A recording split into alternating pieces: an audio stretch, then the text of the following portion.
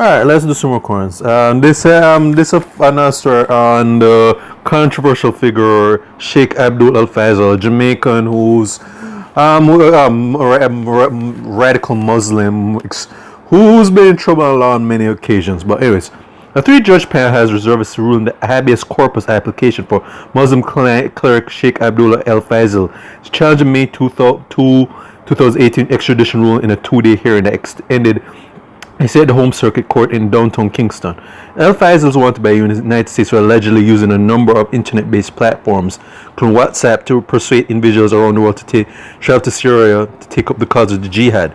Attorneys from the Attorney General's Department, AGD, and Office of the Director of Public Prosecutions, ODPP, rejected assertion by El-Faisal's attorney Bert Samuels that his client's right to due process was breached because the original material was not provided.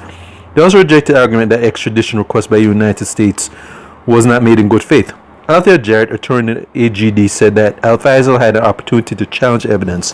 She also said that El-Faisal could not argue that his rights were breached when he made no such application during the committal hearing.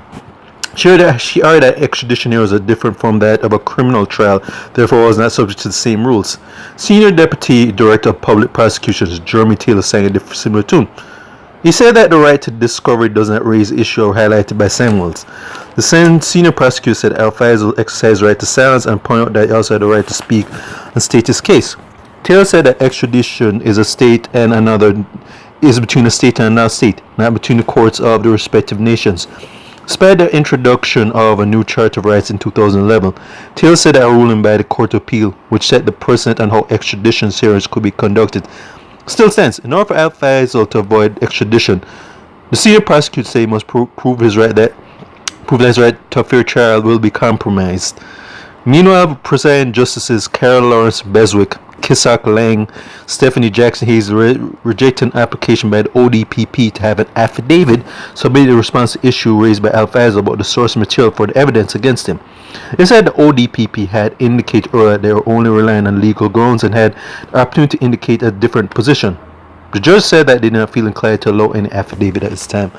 Alright, so basically there's another ongoing trial of El-Faisal to whether extradite him to the US, and I can pretty much tell it goes. I mean, there's a lot of confusing sentences in here though, because they're basically saying, okay, can he or can he not be extradited? That's what I basically get. But knowing the US, chances are they're probably going to extradite him very soon, because the fact that he's on the US's radar is not look good for him. So he's basically going to be extradited, and the fact that he has a long history of being his controversial history of inciting acts of terrorism, that's pretty much that doesn't look well in his favor. So if the US really wants him, they're going to get him, whether anybody likes it. So that's pretty much straightforward in here. So I think I'll just put this in state of Jamaica and the Caribbean, trying to really give this new platform I started last year more content, because we just reached the over 100 videos mark. So it's also able to add some more. But I do remember doing another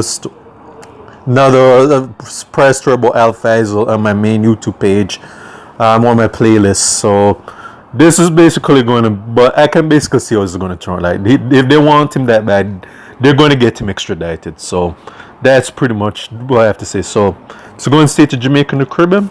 Subscribe to other main YouTube pages. The YouTube pages, Miles Goodson Farron. That was Miles G Productions. Take care.